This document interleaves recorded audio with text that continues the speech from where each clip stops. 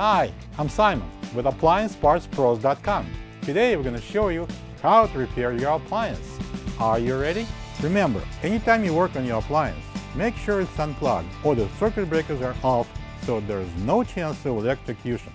In this video, we'll show you how to replace the Tine Row Holder in a Bosch dishwasher. It's going to be extremely easy repair. Should only take a couple of minutes to show you how to do it.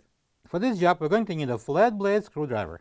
When you open up the package, you're going to get a new Tine Row Holder.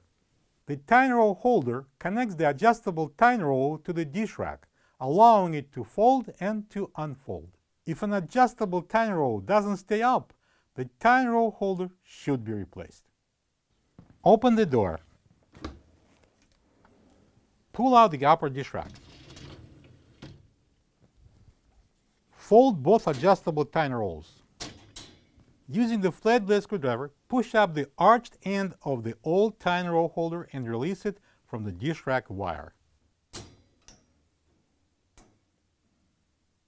This is the old Tine Row Holder next to the new one. If you don't have this part, you can get it from AppliancePartsPros.com. Insert the rabbit ear end of the new Tine Row Holder under the crossed wire joint and push down on the curved end so it locks over the adjustable Tine Row wire.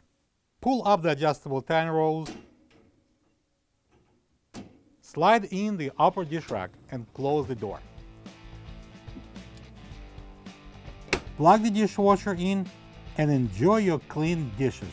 Thank you for being a part of another successful repair brought to you by AppliancePartsPros.com. For any of your future appliance repair projects, please check out our other repair videos available on our site, on Facebook, and on YouTube.